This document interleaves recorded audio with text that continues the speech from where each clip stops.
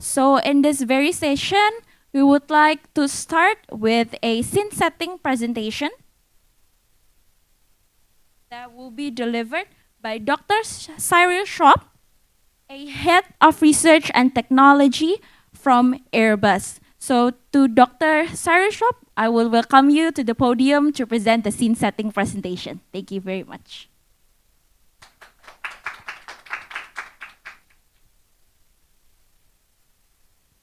Good afternoon. So sustainable fuel, sustainable aviation fuel. I'm just back from Europe, some of you know, right? And sustainable fuel in Europe is a reality, right? You know, there is a mandate, 2% mandate this year. So there was most certainly some SAF in the plane I was flying. Right? And the beauty of it is now there is a real market for SAF in Europe. Right? There is 1 million tons that has been produced or exchanged on the market in Europe. 1 million tons is nice, but it's not going to make it. Right? 1 million tons in Europe is very far from the target that we need, the amount of sustainable fuel we need on the planet. And so this is what I want to explain today to you. Three main things. Why do we need SAF and how much more than 1 million tons? And you will see it's several order of magnitude above this. Right?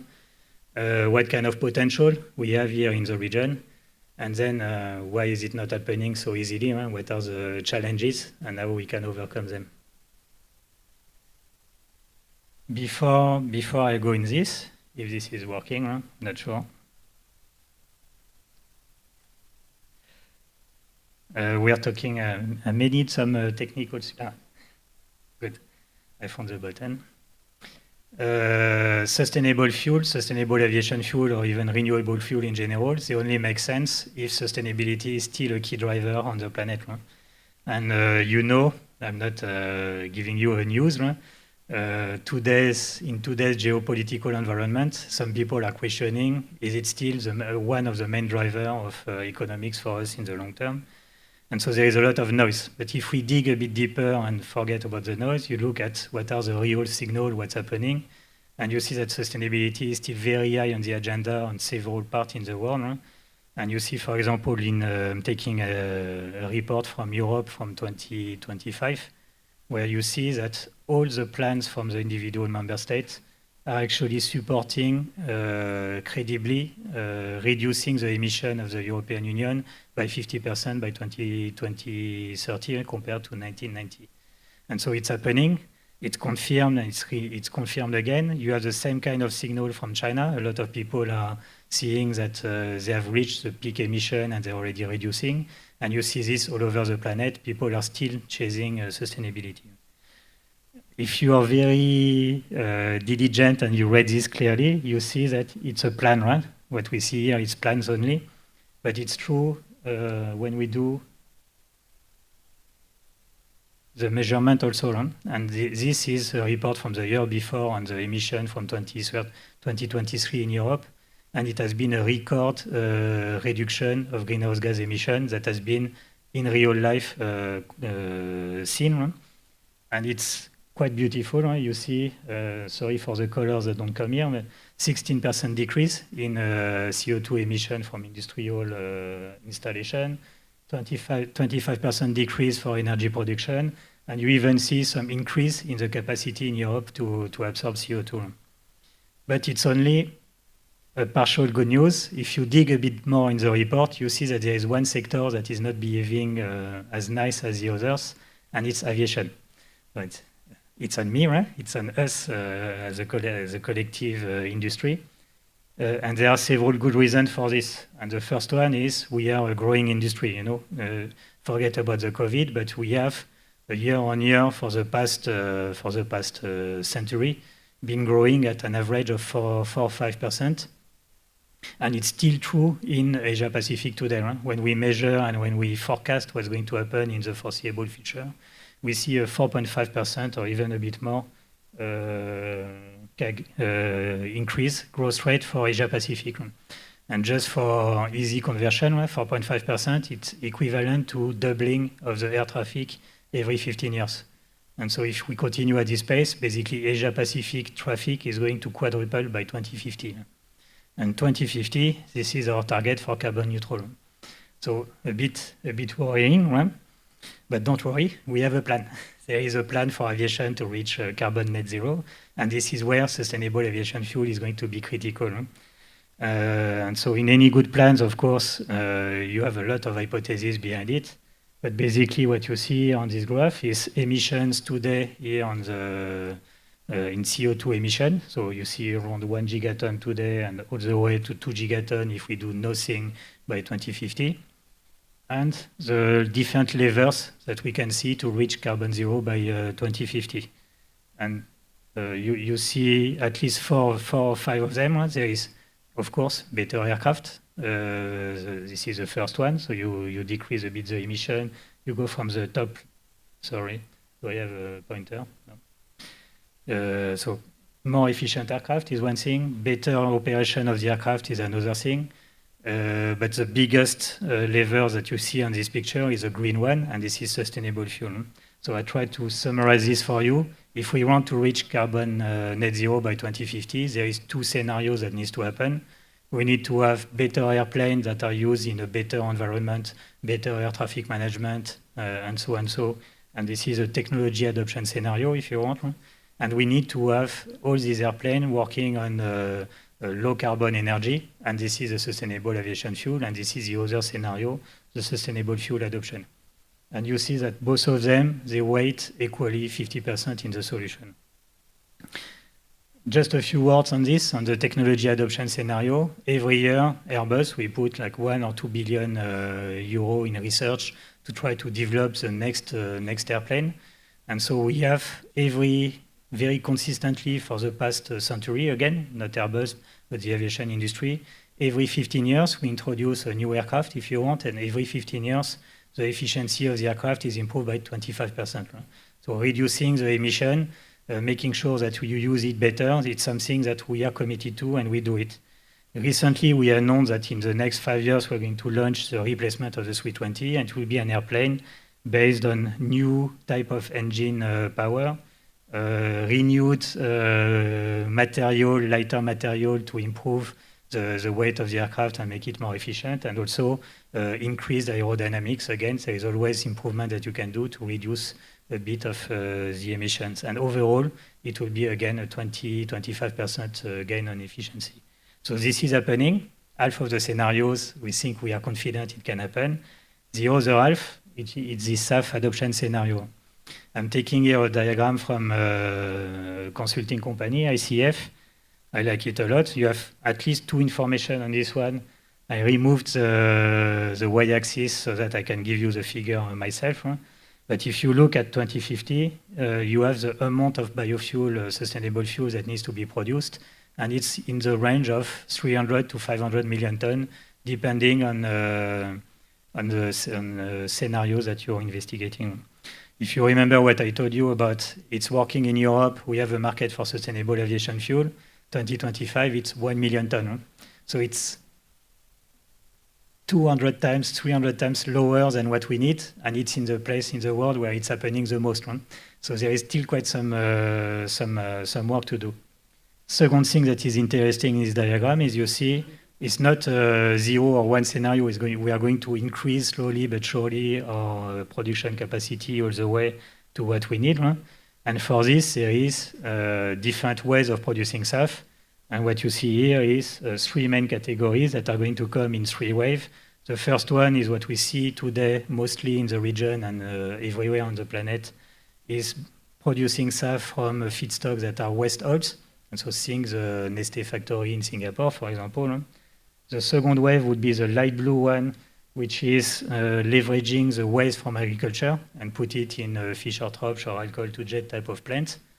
And the third wave will be the green one, whatever is needed on top of it. Once you have exhausted all the biomass, you need to manufacture the fuel yourself from renewable electricity, where you produce hydrogen from water and you capture some CO2. This, again, a bit of summary, right? Just to give the order of magnitude of the different waves. The first one, the waste oil feedstock, is a finite feedstock by essence, right? It's linked to the number of people on the planet. And so it's been computed, estimated that it will be in the range of 30, 50 million ton production capacity potential. The second one, based on biomass, I will have a bit more word on this, but we estimate it to be between 100 and 200 million ton potential for SAF production. And the third one is power to liquid, is whatever we need to actually reach the target of 2050. Now, if you look, this was a plan. Now, this is what's happening in real life today. Huh? We have a bit of a tracker of how many projects has been done on the planet or announced, and this is capacity announced for 2030. And you see that it's growing nicely, kind of resembles the graph I was showing before. To one notable difference is it's very, very blue here, and you don't have much of the other colors, right? And if you go back to my graph before, there was a little bit of this blue. It's the same color, I did it on purpose, right? The waste and oil production capacity. And this scenario is happening.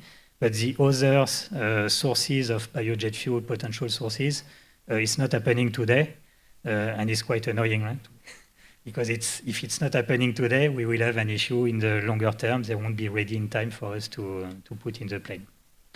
And so why is it not happening is a question we need to answer. And it's definitely not because there is no potential. If you look at ASEAN, we've done a bit of a study based on governmental data. You look at everywhere, where is the feedstock from waste agriculture type of feedstock. And you have in every country 100 million ton plus, for example, in Thailand, close to 200 million ton in Indonesia. A lot of feedstock is available. Now, not all of it is accessible. And first limitation. Second limitation, aviation is not the only industry on the planet. You have some other competitors who are looking at energy also, and we may use this kind of reserve. Right?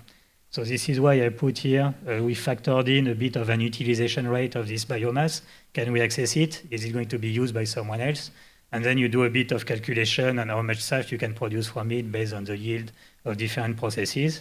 And you see, I put the details here, but you have 25 or even more million ton of SAF potential production in ASEAN. This is an order of magnitude. Huh? It could be twice as big, it could be twice as low, depends on the utilization rate and the allocation between different sectors. But if you compare this to the jet fuel consumption in Asia Pacific overall, including Japan, China, and so on, excluding China, but including Japan all the way to Australia, it's around 50 million tons today. So just this capacity, it's already 50% of what is jet fuel need in the region. So it's way more than we need actually to realize the SAF adoption scenario. So the potential is here. So why is it not happening? It's not because of technical reasons also. So it's easy for me to say. I see my friend from Pertamina, he may have another idea on the topic. But it's not a blocker on this to happen. Right? We know we've been around this kind of chemistry processes for centuries. Right? We've been developing them, and all the pathways to actually take some biomass and transform it into a sustainable fuel, they exist. Some of them are certified already. Some of them are on the way of being certified to be on board of an airplane. But basically, the processes are here, and they are well mastered, at least block by block, by people like our friends from Pertamina, for example. So it's not a technical limitation. Huh? So what is it?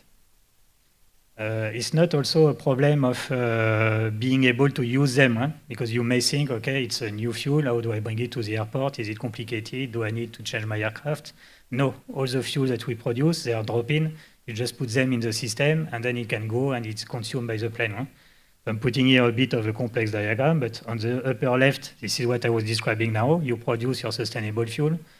Up to today, you are obliged to mix it with some fossil fuel for it to be to STM standard and be able to go on an airplane. And then from there, it just go in the system, and you just need to be able to track the environmental attribute of it so that you can measure how much more efficient you are in terms of emission. And this today, again, if you go to Pertamina, they will tell you it's a bit harder than it seems. You have some accounting system to put in place, or even maybe if you go for segregation, you have a little bit of capex to be put in place. You need to do blending, but it's not something that is a blocker. Right? It's something that we master pretty well today. So what are the problems? Right? And I try to summarize it here. There is way more than that, right? But we have three main things that are impeding the adoption of SAF today. Right? Number one, it's incredibly expensive. Right? It's 2 to 5 times more expensive than the normal fuel. So it's not going to happen voluntarily. Nobody is going to voluntarily say, okay, I can multiply my OPEX by 5 and I will be fine with it. Especially when you compare, the amount of fuel that an airline needs, and if you increase the price of fuel, as soon as you reach 10% intake, you've already wiped all the profit of the airline, right, basically. So you can imagine that there is a lot of issues to convince an airline to take it. Second one is there is some potential, as shown the feedstock story. Right? But then again, I was highlighting, it's a competition for this. Right? You have several sectors that are going to compete for the same feedstock reservoir, number one. Number two, I will have a slide on this, right? But feedstock is also 80% in some cases of the final production cost of SAF. So it's a key element for the first issue. Right? All of them are connected. And number three, since nobody is going to buy willingly something that is so expensive, and the supply chain of producing it also is so complicated, we are not going to be able to solve this issue in the small time that we have without a strong and long-term policy view on the topic. And this is where we need support from government. Very quickly, what we can do, and explaining a bit the issues. Today, since there is so many blockers, it's very hard to get people to come and put some money in there. And so just if you take a step back and you think, what is it to create a project for sustainable fuel? I like to compare it to what is it to create a project for a mining industry. And it's very similar. You start at the very bottom because, mining, they have resources spread all over the place, and then they want to extract it. And it's exactly the same for sustainable fuel, where you have biomass all over the place that you want to extract the value and create your product from it. And so usually a project cycle, always like this, you have an idea, you refine your ideas, you have a business case, you sell it to someone is going to do it for you when there is a lot of capex behind it. This is what's happening in the mining industry, this is what will happen in the SAF industry. And what I want to highlight is what you see in the mining industry is a lot of these people, small companies who have knowledge, local knowledge of what's happening in terms of your resources. And it's going to be the same for sustainable fuel. These people, the knowledge of who has the feedstock, how much does it cost, when is it available, is going to be done by local engineering company who can know this information. And so trying to make a bit of a model on it, what do these people need to be able to create a business case where people are willing to put money? They need information on biomass, and today they have this widely available government type of biomass, but they don't have information on is it accessible, what's the logistical cost associated to it, what's the actual composition of the biomass, and so on. So all the information are vital. What they don't have also is the technology behind it. I've said it before, it's very easy. Most of it we master, but there is still always like a learning curve on it. A lot of it can improve. And so it's very hard for someone to start to prepare a business case on something that will take maybe 5 years before it's investable. And so the technology may evolve in the process. And so they don't have this. As they don't have this, they cannot do a proper project feasibility and a business case. And if you don't have this nicely set up, nobody is going to put their money in there, and there is no investment. An example on biomass, right? The impact of biomass on the process that come later is way bigger than we may think. Right? And for example, here, depending where you grow your biomass, I took this from a publication. Right? You have, in some areas, some heavy metals that are contained in the soil. Right? It will go in the biomass. Then you put it in the process, and it will have an impact on your infrastructure itself, increase the corrosion, for example. Right? Or it can have an impact on how you're going to deal with the waste of the waste biomass later in the process, and then it has an impact on the business case. Second example, and I think it's one of the most important, the price of feedstock. Right? A lot of this waste feedstock, initially, they start as a very, very cheap type of feedstock. Even people are willing to pay you to get rid of it, because they need to pay normally to this. So you have like cheap feedstock available. Somehow it's justifying someone to put big money on the table and to create an infrastructure to transform it in something valuable. And then it's creating something valuable. The only issue is everybody knows about it. including our friends from the feedstock owners. And suddenly, from something that is cheap or even negative price, they realize that there is an opportunity to sell it at the marginal price for the factory owner. And then you have a bit of an issue on the business case. The project itself will survive, but the impact for the SAF ecosystem is nobody else will put money in this now because everybody knows it's non-investable. Huh? You're not going to make money out of it. And so again, this kind of behavior, there is no way to prevent it to happen naturally. Huh? We are all humans. We try to maximize the profit we can get. Huh? You need intervention of the government to try to monitor this and make sure that it happens properly. And this kind of cycle we've seen all over the place. It's the same story for overfishing in the European seas or this kind of behavior. The only way to monitor, to contain it is with rules and regulation. And consequence, we see it every day. For example, used cooking oil, very popular feedstock to produce SAF today. The price of it, so this is nowhere near the sophistication of your models, right? But you have like at least 3 data points easily you can find easily on the internet. It went from 500 USD per ton in the 2010s to 800 or so in the 2020s, and now it's just exponential. God knows where it's going to go in the next few years. Consequence, immediate consequence, no airline is going to sign an offtake for a production process based on this kind of cost base, right? Because nobody wants to sign on an exponential potential price. Other type of consequence, frauds. Once you put a value on something that had no value before, people will try to find a way to create more of this to get more value on. And then it brings me to my last slide. We need to remember that the airlines, in the end, they are not buying SAF, or even the governments. What they want to enable is not more SAF. They want to enable environmental benefits. They want to enable greenhouse gas reduction. And so there is plenty of database available. I'm using one from ICAO, where you have different feedstock with the corresponding process to reduce it and the selling price that you can compute from it.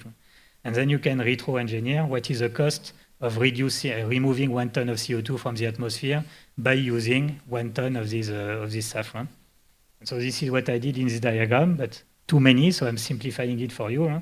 And basically, you have all the waste oil-based feedstock on the left, that's the one that we're after initially, where you can produce 1 ton of CO2 removal roughly at $400. Then the next reservoir will be this agricultural waste, which are around 600 USD per ton, and all the way to 1,000 USD per ton for all these energy crops or very productive plants like corn or palm oil.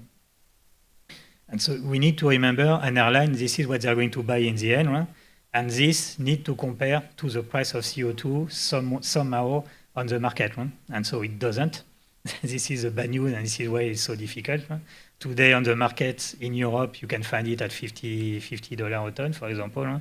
You have some models that are expecting that the ton of carbon in 2030 could be between 100 and 150. Right?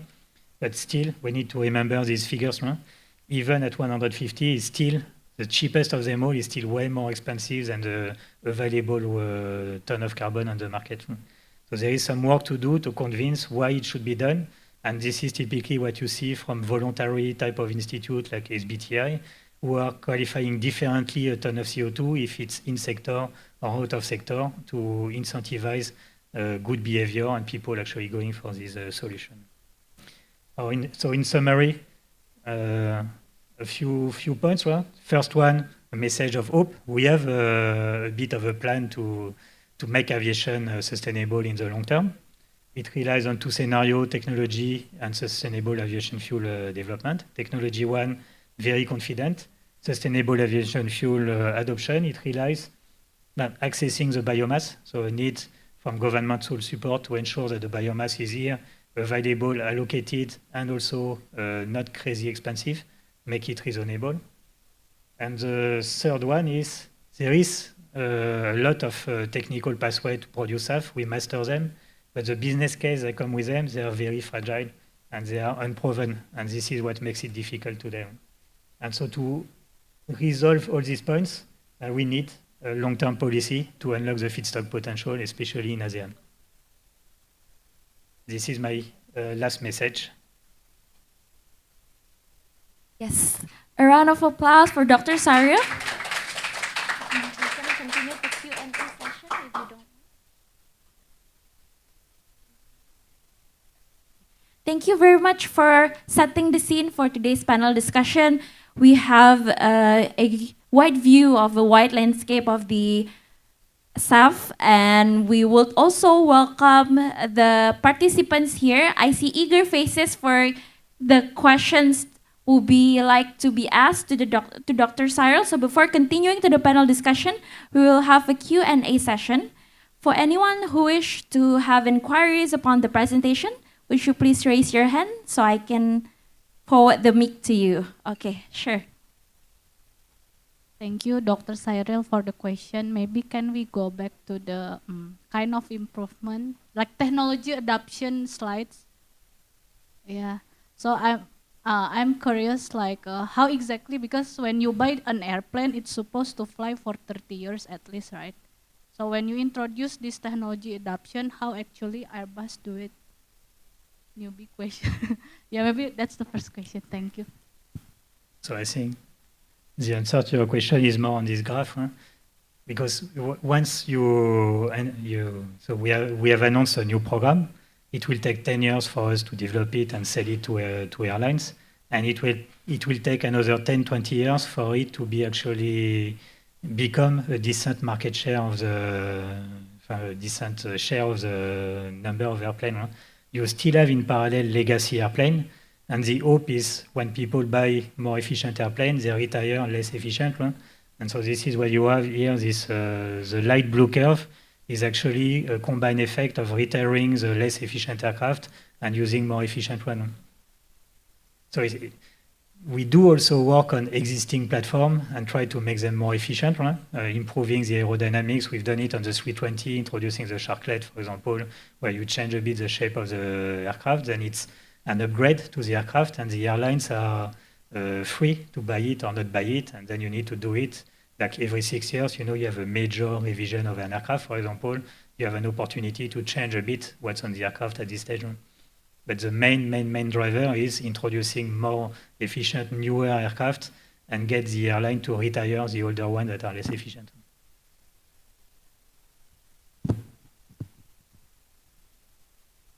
Can I have follow-up question? Does it mean when we plan, let's say, to kind of introduce the SAF, which is the green color here, right? Does it mean it can start with the existing airplane, or it's supposed to be within the design of the new airplane, which may be already starting now? No. So SAF, the sustainable fuels, they are drop-in. Huh? And what it means is any single airplane on the planet can use it today. The way it's been designed, been a bit quick on this one, but once you produce these pathways, all these pathways, they produce a fuel that is ASTM certified. So there is some numbers here telling you how you need to do it, but if you follow it to the letter, the end product is a fuel that is fully miscible with existing fuel on the planet. So it's certified as a normal fuel. It's JT1. You put it in the plane as like you would put any other fuel, and you don't even need to inform the pilot that he has this kind of fuel. Basically, sustainable fuel is aviation fuel. First, before being sustainable, it's an aviation fuel. It's certified to be compatible with the existing fleet. Thank you. Maybe, sorry, can I ask one more? So can you move to the slides that show the potential of the SAF production? In ASEAN? Yeah, the SAF. Sorry, with the maps. Maybe my question is actually, does your estimation here is based on the feedstock availability only, or is it considering the ability to refine the feedstock into SAF? So all this data, they're actually coming from the FAO database, right? Where are the feedstocks? And then from there, we apply some accessibility utilization rate. So maybe 10 or 20%, something in between this. Huh? So we start from FAO data, and we take only 10, 20% of it.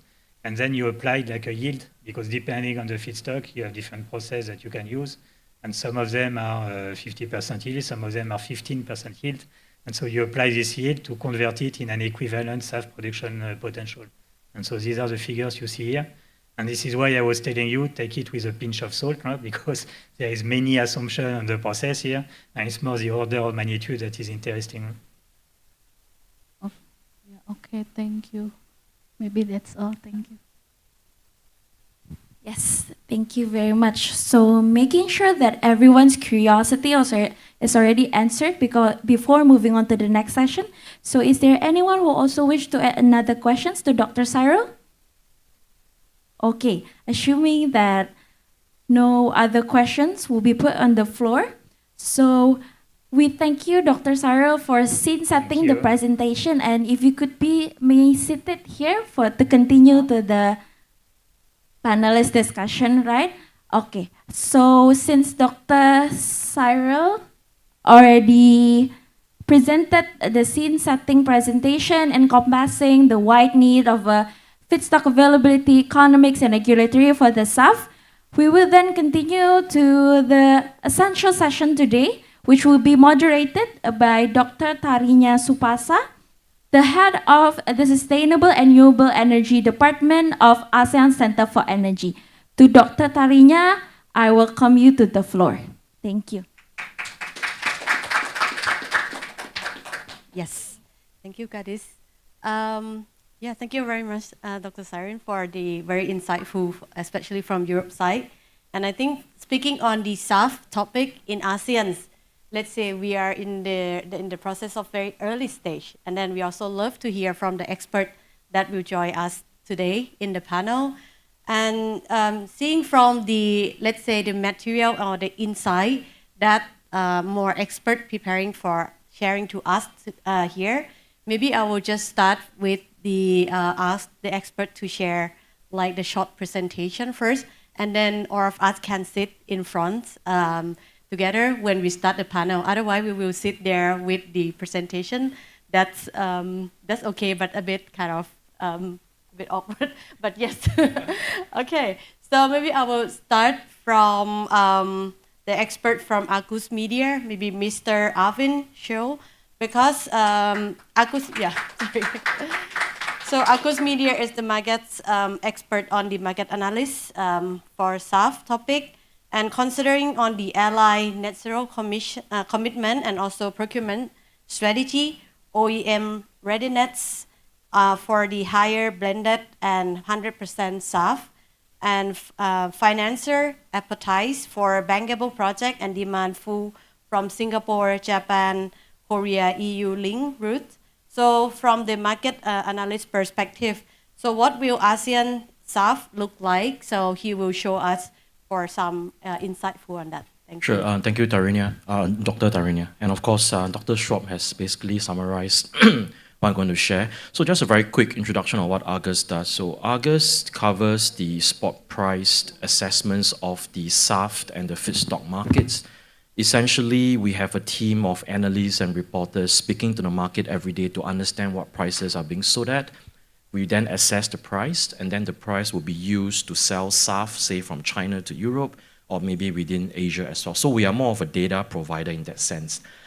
Just wanted to add a few more context to what Dr. Schwob has mentioned.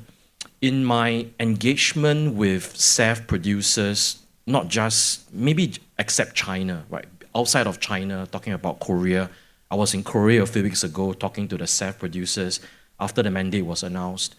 One of the top concerns has always been about the availability of feedstock, exactly what Dr. Schwob has mentioned just now as well.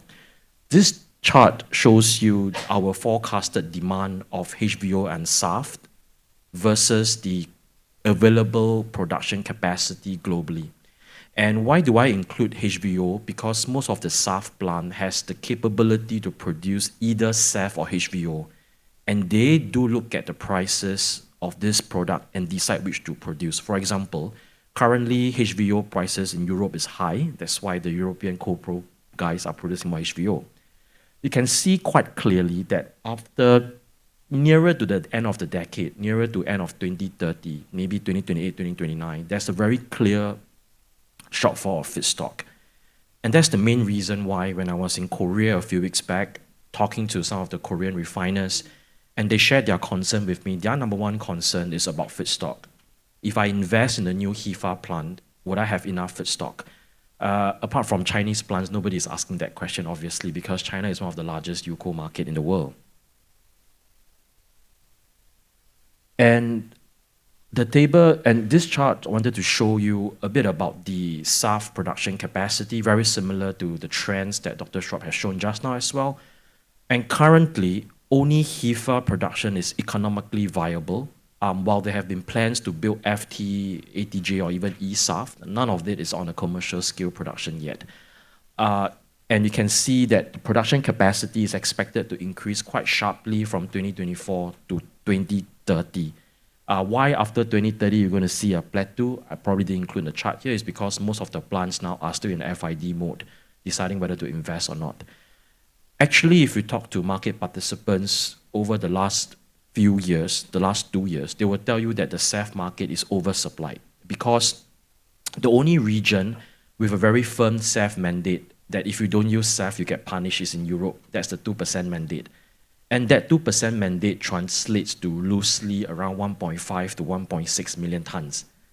And you can see from the production capacity, we have more than enough nameplate capacity to meet that 1.5 to 1.6 million tons. To put it in context, the Neste plant in Singapore has a 1 million ton SAF production capacity. The largest SAF market in the world now is 1.5 to 1.6 million tons. This gives you a context about how oversupplied the market is. So you can see the prices were going downwards consistently since 2022.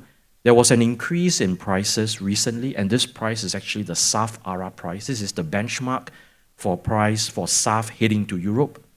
There was a sharp increase recently because the mandate has started in Europe. And finally, after June, we see more active buying on SAF to meet the mandate, because it's a fiscal year mandate. So I need to meet the mandate by December.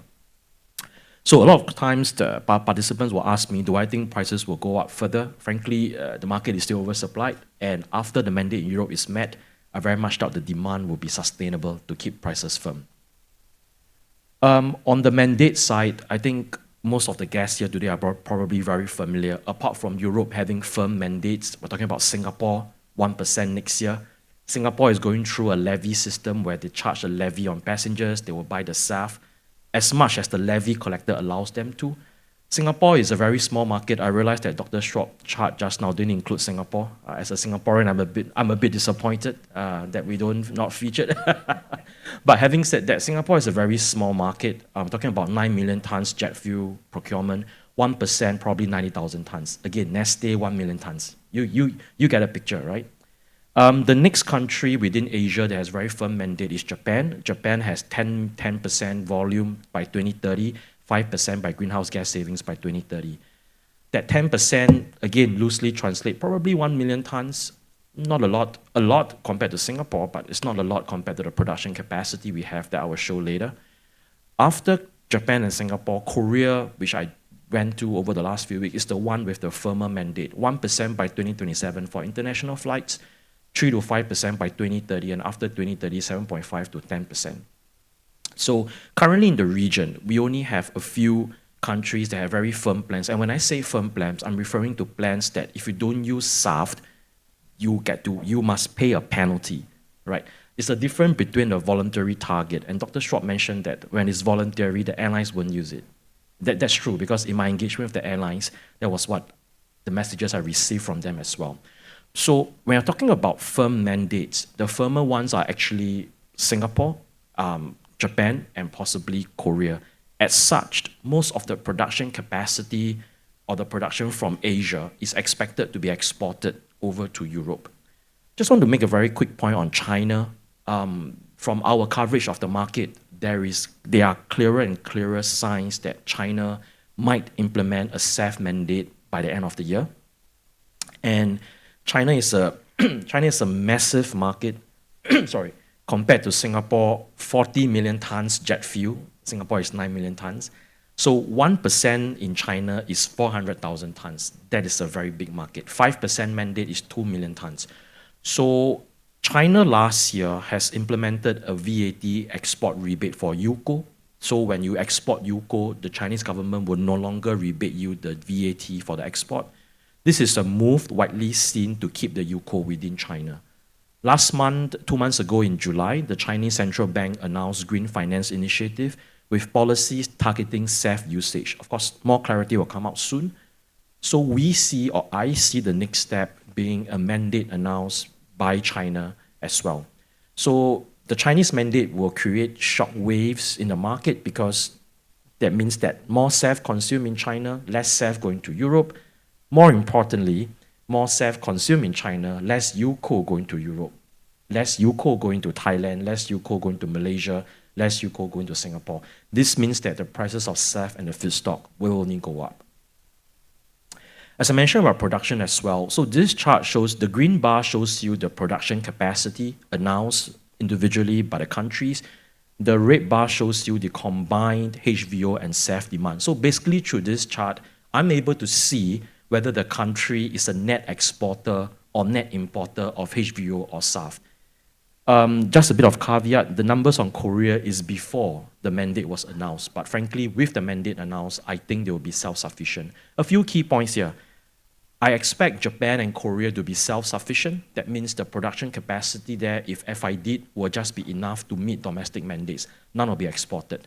I think we will see a bit of spare capacity from Thailand. I think Thailand will have the room to export a bit, but the main export countries within ASEAN and Asia is going to be Singapore with Neste, it's going to be Malaysia with the Petronas and the Ecoceras plant, and then, of course, China as well. As I mentioned just now, the red bar is before any Chinese mandate is announced, but we do expect, even if a mandate announced, China will be a net exporter.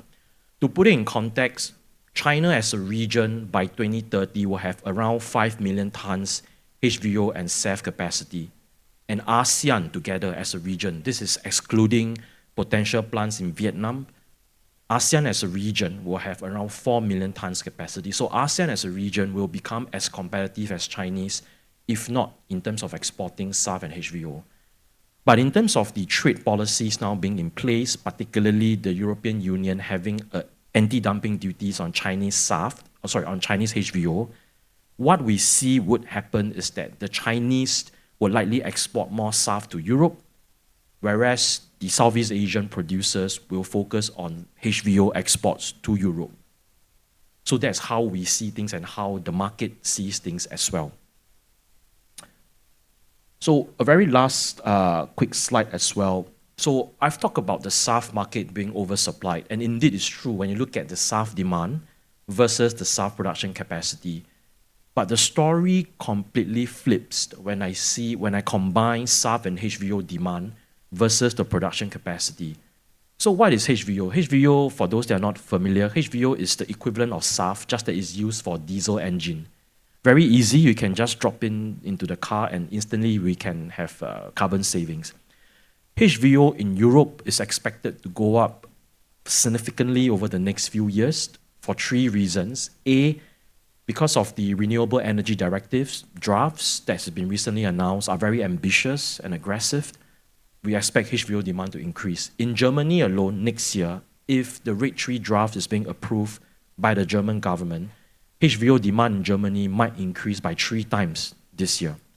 Second reason is, as Dr. Schwob mentioned just now, because of the UCO fraud, the European Union has removed double counting for usage of certain feedstocks. So when double counting is removed, I need to use the physical blend of HVO instead of using a ticket. So the increase for HVO demand will increase as well. And third, based on the RED III drafts, some of the countries has moved from a percentage target to a greenhouse gas savings target. This means that they will look closely at the feedstock because, as Dr. Schwob shown just now as well, different feedstock has different carbon intensity. So the best feedstocks currently available are tallow and UCO. They save approximately 80% carbon compared to fossil jet.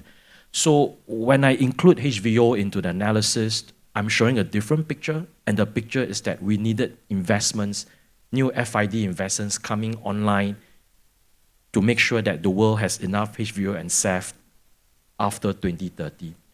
And from a pricing perspective, to be honest, it might not be a bad thing to see prices spike up, because a spike up in prices will see more plants willing to invest, and might see more plants having the FID through. Because current prices is probably not enough to see a major investor investing in a SAF plant. Yeah, that's all. Thank you.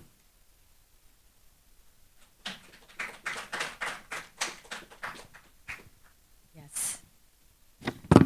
Yes. Thank you, Mr. Alvin, to walk us through and also show the insights regarding to the dynamic of the SAF target and adoptions, demand, and also the price, which is good news, is going up again after fall down for a while, and then also the exporter opportunity.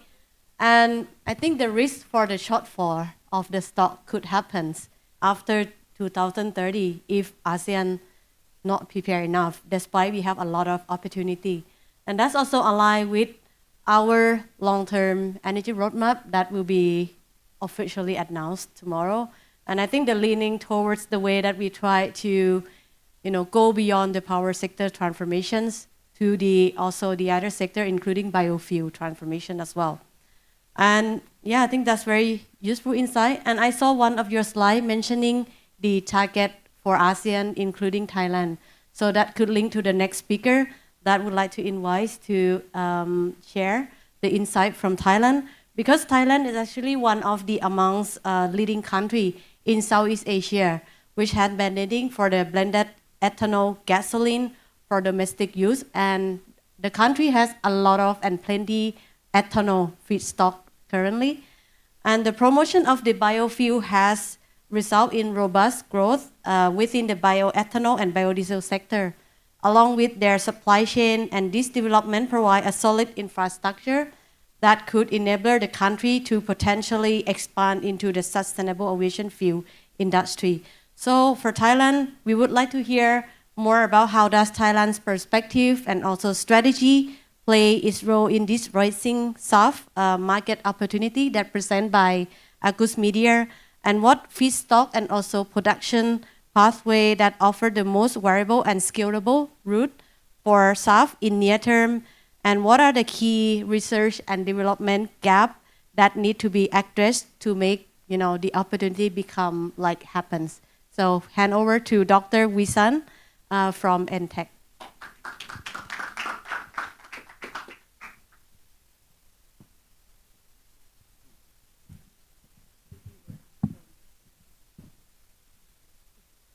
Okay, thank you for having me here. I'm Visan Nilaviwat from NTech, this is a National Energy Technology Center, Thailand. We are doing the research about the energy in Thailand. So this is a SAF plan for Thailand that has been planned by the Department of Alternative Energy Development and Efficiency under the Ministry of Energy Thailand.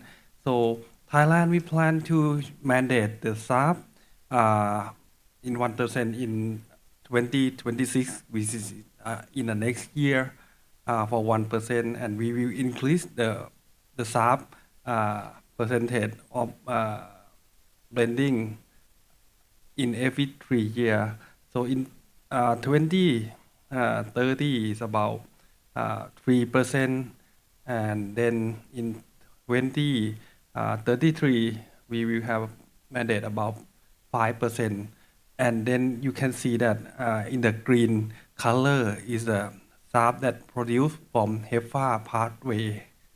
That right now we are projecting that we can have enough of the SAF from HEFA feedstock enough for maybe 2 to 3% mandate. But after that, we need another pathway for the SAF produced from ATJ or ethanol to jet. Because Thailand have a lot of ethanol production in the country. As Dr. Tharinya said, that we do have a lot of ethanol blended in our gasoline. We have E10 as a standard, which is a 10% ethanol blended in the gasoline, and then we have E20 and E85, which is the 85% ethanol blending with gasoline. Then in the future, in Thailand, we plan to have more EV in the market, and then if we have more EV, so we need less of the gasoline, which means that we will have more surplus amount of the ethanol production in our country. So with the ethanol surplus amount, we can produce more of the ATJ in the future. And we also looking for another pathway in the future as a PTL or power to liquid as well.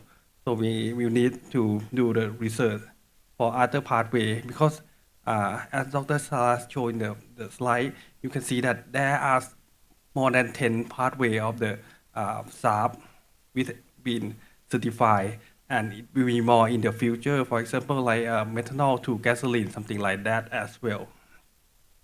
So apart from the SAF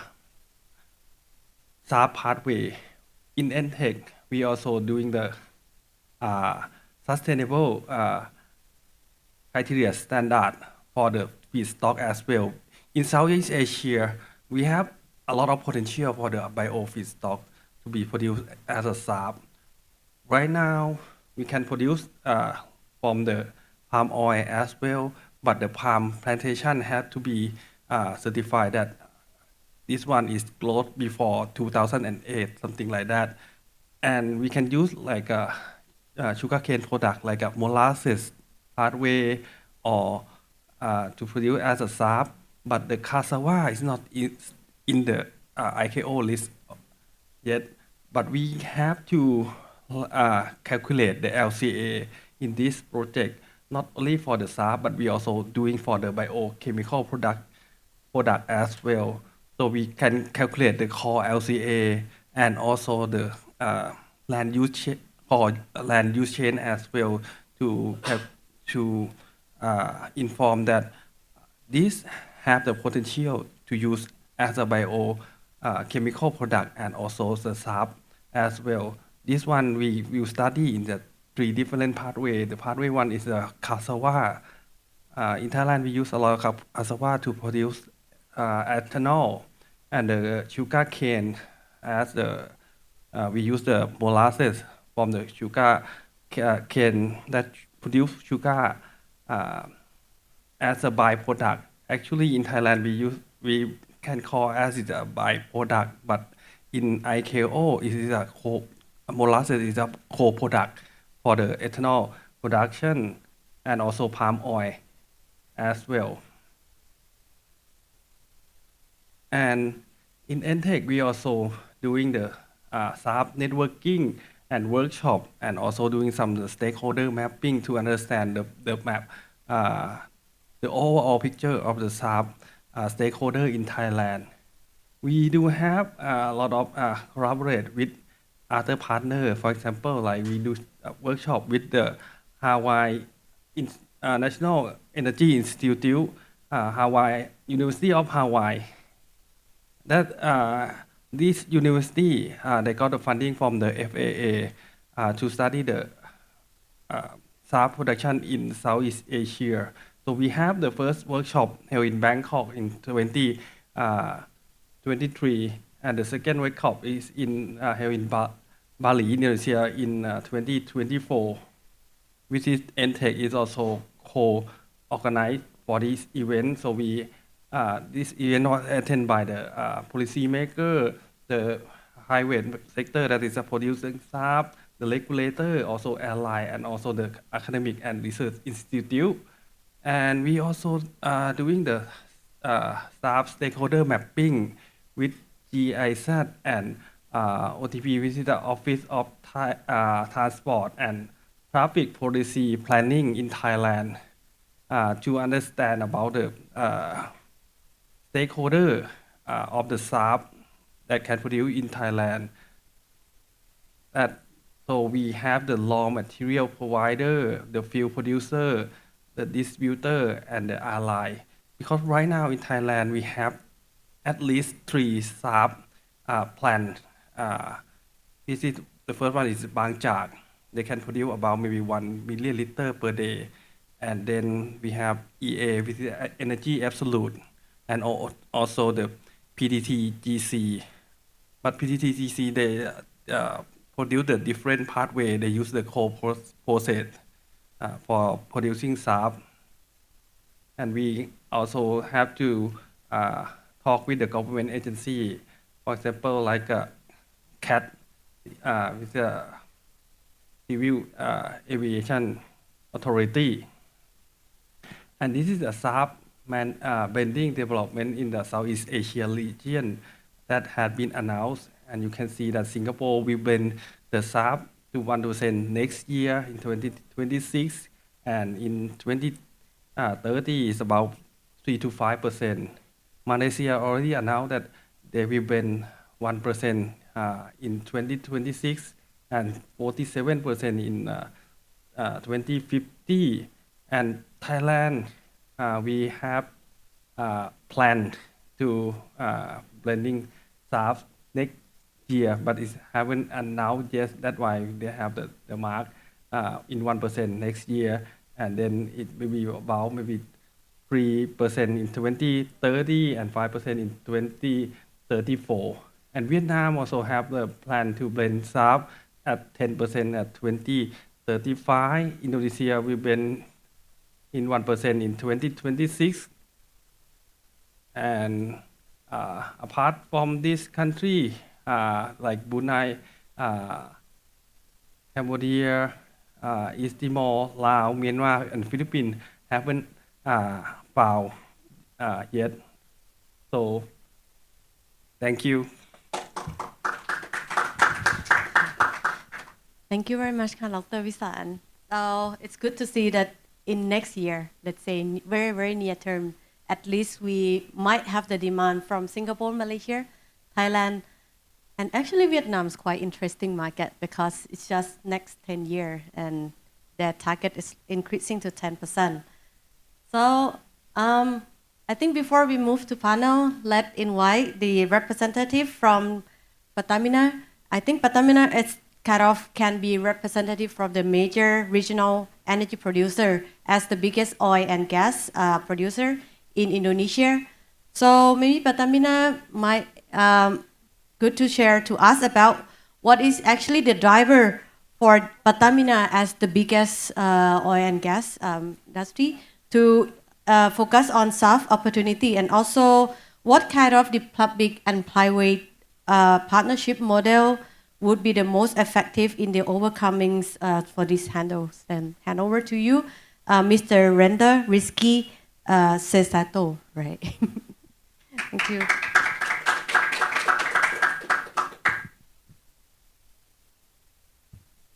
Yeah, thank you, everybody. Good morning, good afternoon. Pertamina carry a national, next, thank you. Pertamina carry a national mandate to ensure energy relation, reliability, and sustainability in line with Indonesia long-term vision, together with driving Indonesia toward a golden Indonesia by 2045. Our strategy harmonized with the government Astacita mission. So promoting national self-regulation in food, energy, and water while advancing industrial downstream and the green economic. So we have two goal strategy, dual strategy to legacy, our upstream, and to renewable energy. And we have two important to reduction of important dependency and accelerating of gas and refinery infrastructure, expansion and renewable energy, and decarbonization through biofuel innovation, such as biodiesel, bioethanol, and sustainable aviation fuel. And you know, our biodiesel is advanced for the higher biodiesel in Indonesia and on the world right now. And I want to share to SAF journey in Pertamina. Next, thank you. Our journey began with a simple yet powerful idea. Right now, we initiative to reflect Pertamina commitment to clean energy leadership, and it's began last year, and we succeed to inauguration flight with the Pelita Air in 20 August with use our co-processing HEFA with UCO based on that sustainable aviation fuel. And we have a fuel ecosystem from downstream, upstream, midstream. And we use on of our group. From the start, we collecting the UCO cooking oil with PPN, Pertamina Patraniaga, and we produce itself with our catalyst. This is from join us with Catalyst Indonesia for use cracking with use cooking oil and after that's a catalyst, and all with it production with kilang Pertamina Indonesia. All are certified with the ICC Corsia and EU right now. And storage distribution, we with the colleague with our ministry to with the scheme with commingle, so we need segregation to easy to distribute this SAF for the airport. Then the last we sell that to Pelita Air and customer, and we success in 20 August to fly in the first time with the SAF in Indonesia.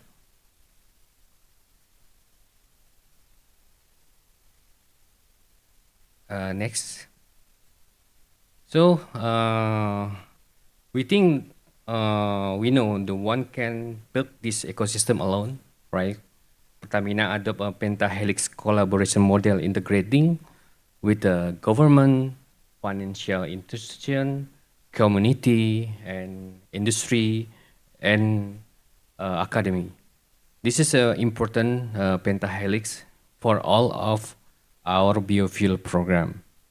And right now, like you can see, we need to make a joint investment with the Beneficiary Global Licensor under a share capex or BOD scheme, or we can share mitigation with some risk with the strategic partner itself to leverage this SAF more faster than we do it itself, and together we can share the capex together and to share the risk itself.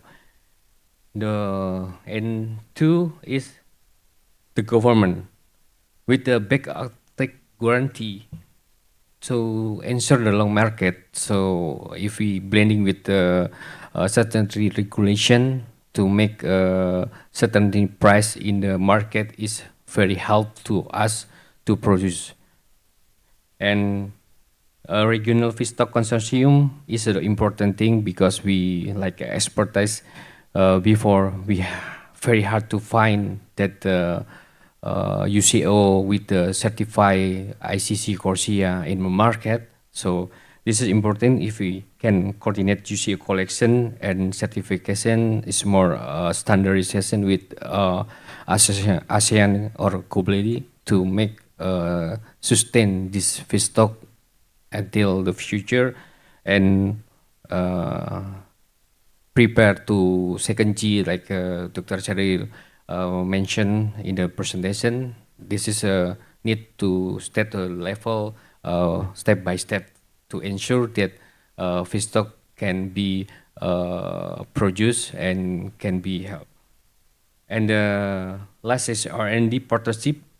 So our R&D too still right now have some alternative feedstock to research, and I hopefully can be changed so we can try to build a plan with the flexibility feedstock. It's not just depend on UCO or some POME, but with the alternative thing, so can secure the producing its guarantee to long term.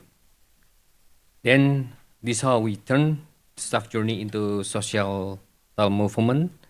We need inclusive, trusted, and people powered.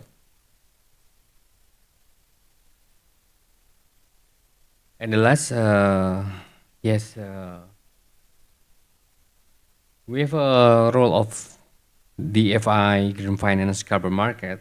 Yet, one key challenge remains the SAF cost cap is still two triple time higher than fossil jet fuel right now. To bridge this gap, we believe finance innovation is important as technology innovation. Developed finance institutions such as ADB, IIB, or a World Bank play a critical role through concessional loans, risk guarantee, and viability gap funding for first mover project like SAF. And at the same time, green and transition finance instruments like blended finance, green bond, and sustainability linked loan can mobilize ESG investor and sovereign funds. And then finally, through carbon market, we can monetize verify emission reduction under CORSIA or voluntary market, allowing our lines to offset part of the SAF premium cost. This is will creating a regional SAF credit ecosystem across ASEAN. And that's all my presentation, and thank you for all. Thank you, Mr. Rizky, to reflect us from the perspective of the private sector. And now I would like to invite all the speaker panelists on the stage, our rate stage here. So I would like to invite, let's see, of course, my friends, Dr. Cyrille here, and also Mr. Alvin, Mr. Gabriel from ASAFA, and Mr. Rizky, and also Dr. Wisan. So, it seems the projector like with us, and we're a bit crowded here. Too crowded, but it's good. That's so warm. All right. Okay, so it seems only one my colleagues haven't presented, but that doesn't matter because Mr. Gabriel, he is the expert on SAF industry in not only in Southeast Asia but actually in Asia, right? So let me check. Yes, I think as ASAFA work is the credible and also leading organization, and you have the deep insight for the dynamic SAF market and policy landscape in Asia. Yeah, so we would like to understand, despite the positive signal that has been present and also sharing, there's actually no new legally official supporting policy for SAF has been announced in ASEAN this year. So in ASAFA perspective, what are the primary barriers causing the policy inertia, and also what the specific action that could unlock firm and government commitments? Thanks everyone. Hope you can hear me. My name is Gabriel from Asia SAF Association. We put up the survey just now. If you manage to get your phones and screenshot the QR code, that'd be great. We're really running a survey right now to really understand industry and policymakers, what you're feeling and thinking about SAF. Today, our excellent panel of speakers really went very in detail about, I guess, different perspectives, one from an aircraft maker, one from, let's say, a market observer, oil company, energy company producing SAF, as well as research in Thailand, right? Deep down for LCA. You can see that there are really many stakeholders, actors coming together to build this new industry. And that's really, really a positive thing. So if you said 5 years ago, even if you do a SAF event, you will have nobody attending. Even 3 years ago, during a pandemic, nobody attending. But as of today, this is already like the number 10, 20th SAF event we have across Asia. And we're really excited that ACE is really looking deeper into this topic. We explore things like biofuels today. Different feedstocks, waste can make SAF. But there are also other pathways that come from green energy. When you crack it, make hydrogen out of water. You green energy, again, to do carbon capture. You can make synthetic fuels or synthetic SAF. That's really talked about earlier in Airbus presentation. But it's really important that we see science from the power grid success. There will spillover effects into, again, green energy to make, so-called biofuels, SAF, and really make things happen quicker. So I think the drawback this year was a bit a difficult one. I think last year, some early forecasts was saying that the industry was still cautiously optimistic that there will be some momentum coming into 2025 to really get more mandates in place. Mandates is a strong word, so I think we want to be careful here. I think in Asia, it's probably, let's use the word targets, right? Targets, really saying that. And in Asia, I think we're also very pragmatic people. We say like, what's a good target? What's realistic? Because we really need to balance our needs and wants, right? We want to go green quicker, but we also need to ensure that flying doesn't become unaffordable for the masses.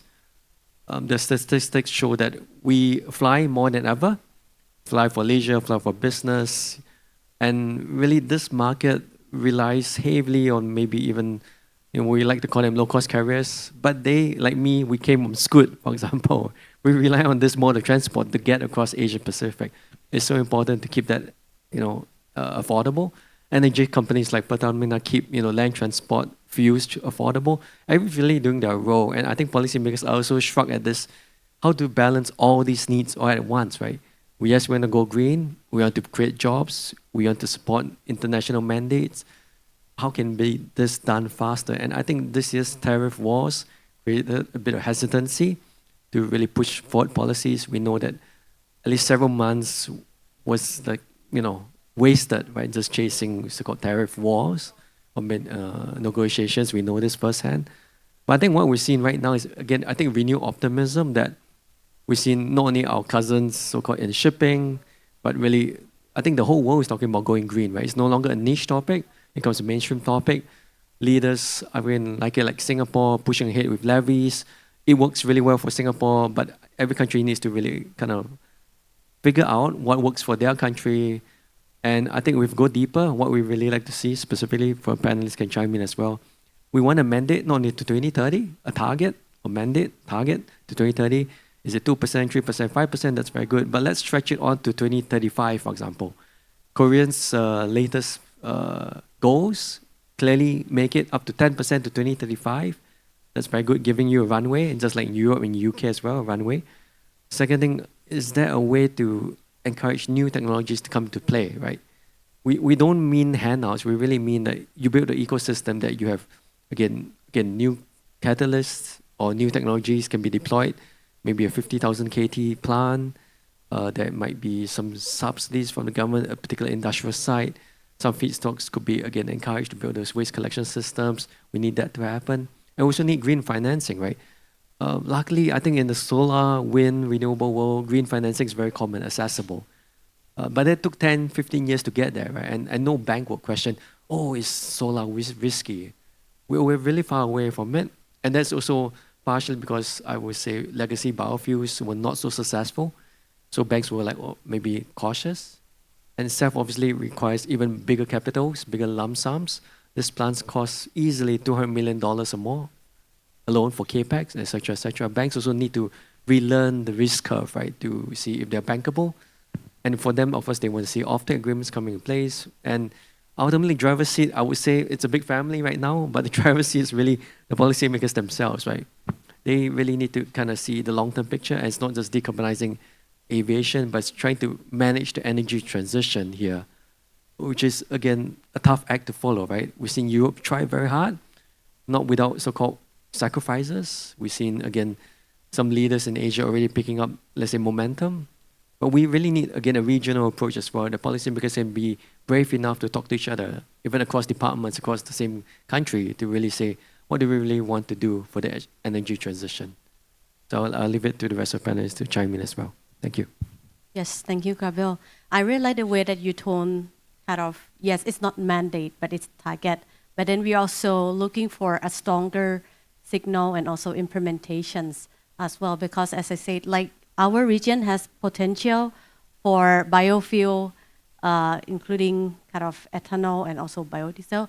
But if you are looking for someone who contribute to the emission from, flying a lot, those people sitting in this room, they travel a lot, and that means they contribute to the carbon. No, I'm just kidding. But we really travel a lot, yes. And yeah, so maybe move to what you present earlier, Mr. Alvin, for the outlook. So you also give us some insight from the price, let's say, of the SAF. And then I just would like to understand a bit more, how the trade-off between the additional cost of SAF, of course, that might be, increased a little bit from the jet fuel oil, and the trade-off between the additional cost of SAF integrated and the claim for the environmental benefits that we can gain, from using SAF. And are we on the right track to support the efficient aviation decarbonizations right now? This is a very difficult question. To put it in context, I was talking to someone in the airlines industry. They were saying that for a typical flight from KL to Singapore, 45 minutes, if I use 1% SAF, I'm paying around 3 ringgit per customer. Frankly, 3 ringgit per customer, I think is quite manageable. So that's on the cost side. As of now, costs SAF are a lot more expensive than jet. Moving forward, the way we view the market is that the feedstock is going to get tighter, which means that the cost of production for SAF is going to go up because the feedstock tends to take around 70 to 80% of the total cost price. So with SAF price expected to go up further, in terms of the trade-off, I think the customers will likely be the one that has to be willing to pay. For countries that have a very clear mandate without subsidy, it will be the customer. So for example, if you're in Europe and flying around within Europe, you're going to pay more. As a Singaporean, next year onwards, when I travel out of Singapore, I have to pay more. So on your question in terms of, if I didn't get wrongly, is the trade-off worth all the effort? Frankly, yeah. Frankly, from my perspective, I made a very clear career transition to a more bio side of the business. I believe strongly in climate change. I'm willing to pay more. But as Gabriel mentioned, how many travelers are willing to pay more? Are we then putting a higher cost, curtailing people's affordability to travel? So these are all very philosophical questions. From my perspective, I think it would be useful if the government can send very clear signals, preferably with subsidies, because in my engagement with the airlines, major airlines in Asia, they have repeatedly tell me that they would prefer the government to have some form of subsidy for their SAF consumption. By having subsidy for SAF consumption, this means that they pass less cost over to the consumers. It makes their business more competitive, and it's much easier for the market to absorb the cost. Yeah. Yes, I think that's true. But hopefully, if we can kind of break down the cost a little bit, then hopefully in future the cost will going down. Maybe that lead to the next questions to Pertamina, Mr. Rizky. So, because in your presentation you also present about the public and private participation, and also, let's say, continue from the cost that has been raising by Mr. Alvin. So, what role should development like finance institutions, green finance, and carbon market play in supporting SAF from the private sector and bridging the SAF cost gap? Okay. Yes, like I mentioned before, because to bridging the gap, we need to develop finance institutions should prioritize conditional lending, risk guarantee, and availability gap funding for this fast mover project for the SAF or a biofuel project itself. Yeah, and the green and transition finance is blended instrument in like a green bond and sustainability like linked loan can the risk scale for the SAF facility. And Pertamina is currently exploring such a financing framework through partnership with globally right now. And we still find a strategic partnership that can leverage our Kilang Pertamina or refinery in 2027. Hopefully can on stream in 2029 with the standalone need SAF. And the last is carbon market. So with the carbon market, verified carbon reduction from SAF and can be monetized with the Corsia or other party, so that it can offset the price that can burden with some low carbon producer right now. I think this is the answer. Yes, that's true. I think thank you very much for the insight.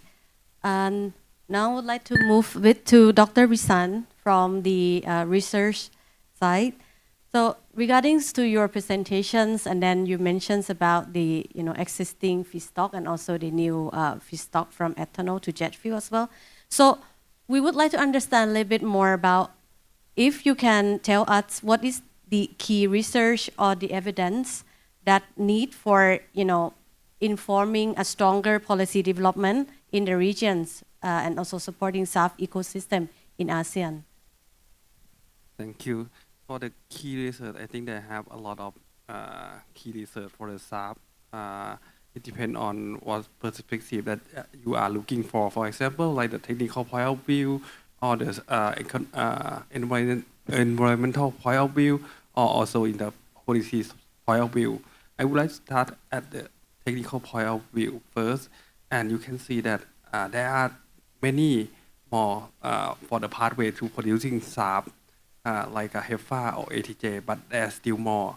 Right now, they have about maybe 11 to 12 pathway that ICAO already certified, and it will be more in the future.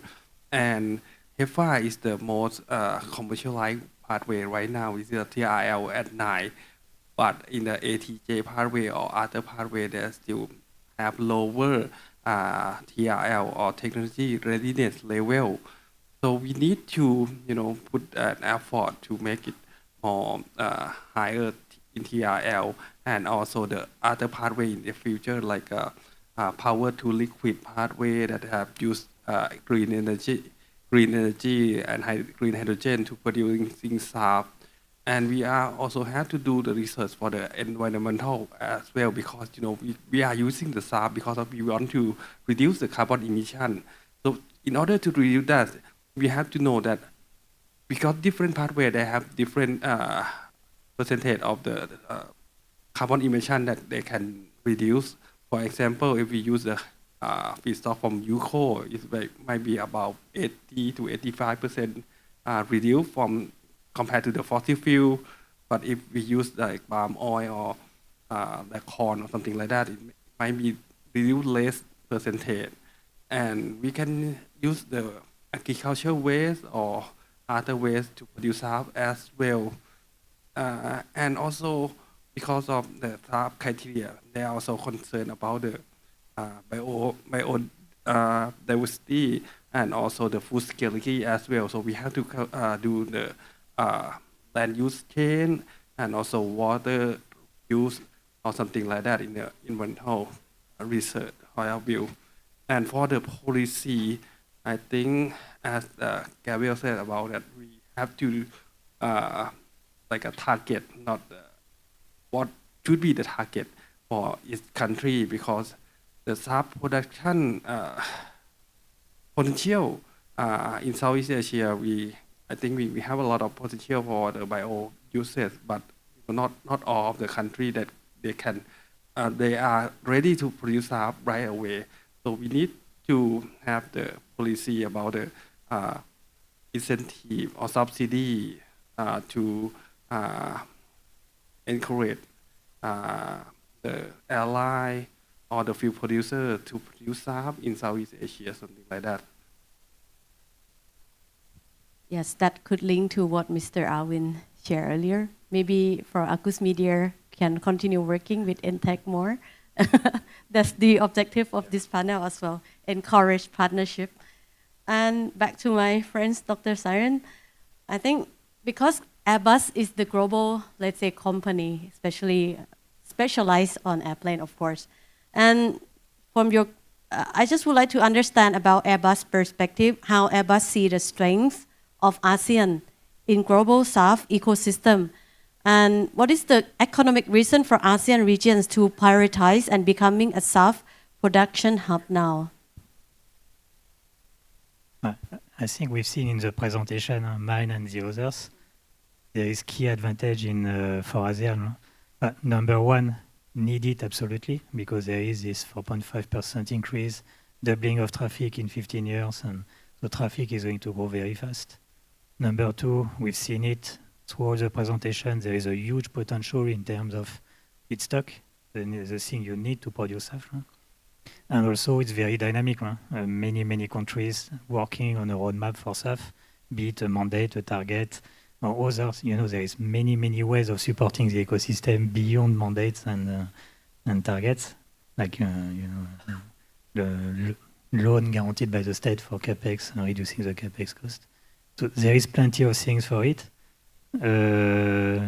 If we zoom a bit further, there is competition. Right? Australia, for example, just announced a huge program, 1 billion plus, to support SAF production.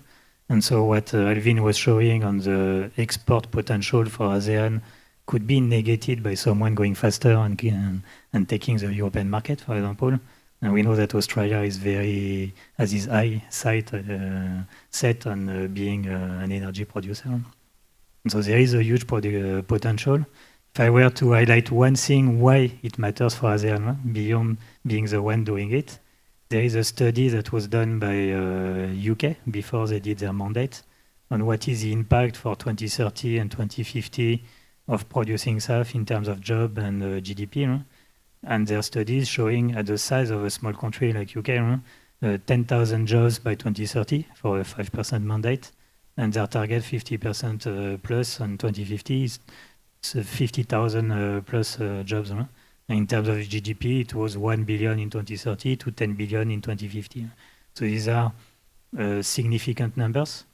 I know if we look in Thailand, for example, there is already a significant number of jobs linked to ethanol production, so it could be the same for SAF production. And these numbers, they were enough for the politics in UK to design their mandate with a strong state intervention, with a price guaranteed by the state. So this is the one thing that is really, I think at the end, this is what's interesting for the state. Yes. So more traffic and also feedstock and also the good GDP, right, for the region. Okay. And seeing from the time, so the last maybe short questions to all panelists. Maybe start from Dr. Visan, but it's going to be same question for you all. So if you can choose one priority action, let's say, for 2026, 2027, we're not going to see a very long, just next 2 years, let's say. What is the one strategic goal that you would like to include to ensure that ASEAN will successfully become a global SAF hub? For ASEAN, I think for the one thing that we can do is biofuel, because we have a lot of potential for the bio production in Southeast Asia. So I think one thing that we have very strong point is biofuel.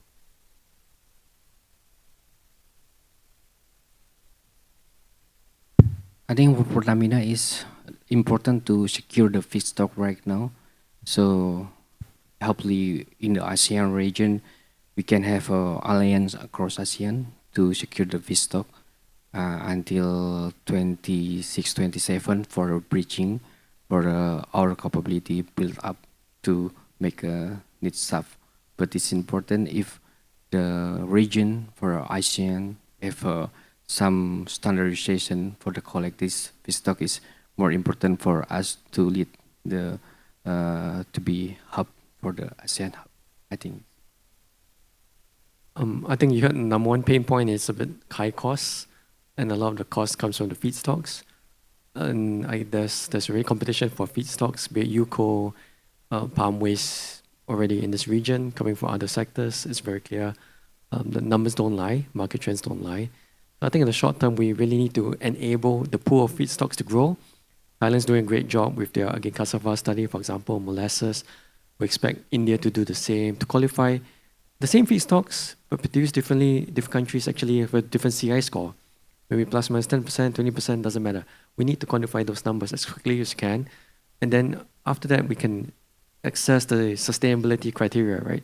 It could be slightly different, but we need to, again, have a unified standard across ASEAN. And finally, then you bring just new feedstocks coming in and incentivize new players to come in. And I would say keep the costs manageable, right? It will never be as low as fossil fuel, because fossil fuel today, you look at Brent crude, $60 a barrel. It could be even lower if China's not buying. But come one day long term, crude oil is going to come up, but biomass feedstocks or waste will stay low. So I think we want to get there as soon as we can. And we try to activate again all sectors to really help us out here to really make that happen. Thank you.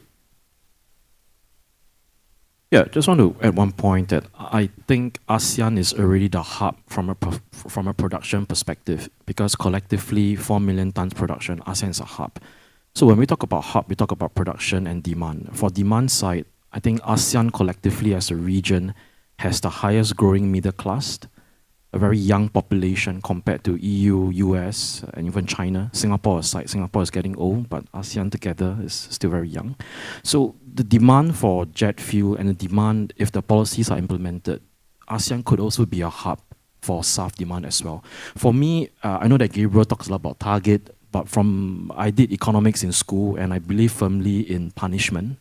So to me, I believe a mandate is important. Once you have a mandate, with a very clear punishment mechanism. So for example, in Europe, if you do not use the SAF, you have to pay 2 times the difference between jet and SAF. So I have to use SAF, I have no choice, right? So once there's a mandate, the airlines would know that they have to use SAF.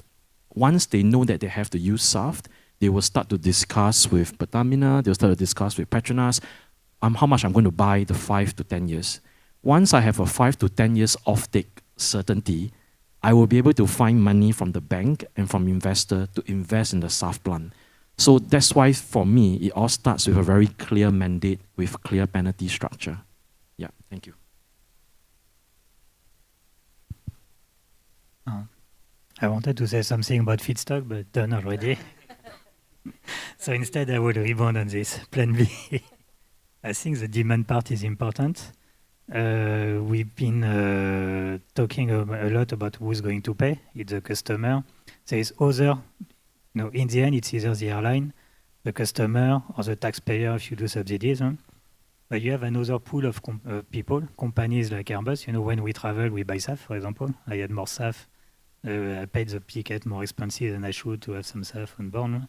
And so these people, they want to buy SAF, but the market today doesn't allow them to do it.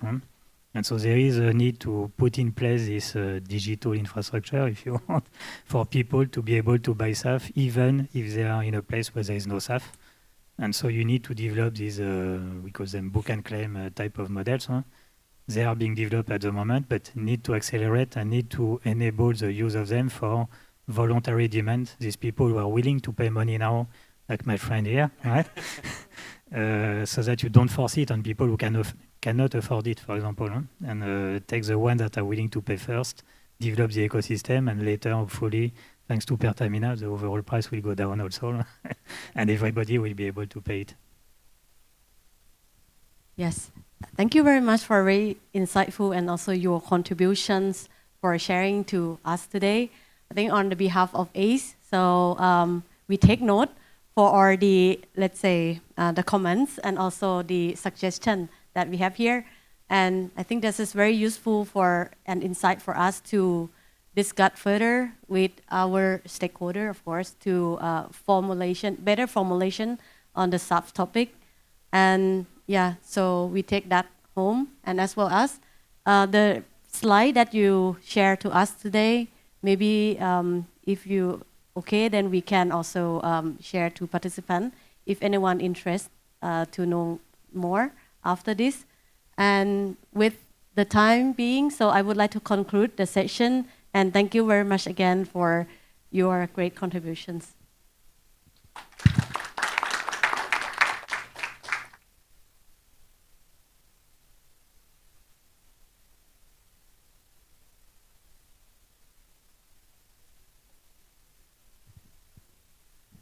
Yes, as the start of the parallel session today, we have finished the first session with it, which is the Pave the Way for Sustainable Aviation Fuel for the ASEAN.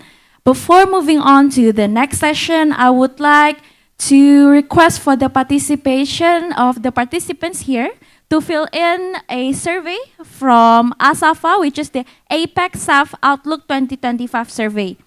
So it could be very helpful if you can scan the QR code and then contribute to giving your survey of the Outlook that has been produced by the collaboration of ASAFA and Argus. Okay, hopes everyone phones already captured the QR code. And with that being said, I would like to officially conclude this first parallel session and then welcome you to the next session, which is transforming ASEAN's energy landscape through digital innovation, that will be brought by my fellow MC, Aulia. To Aulia, the floor and time is yours.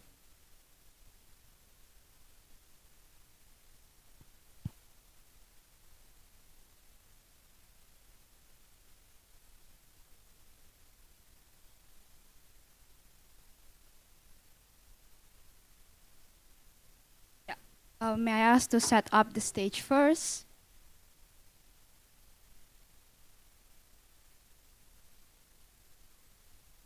So for the next session, we will have a parallel session of transforming ASEAN's energy landscape through digital innovation, and it will begin shortly.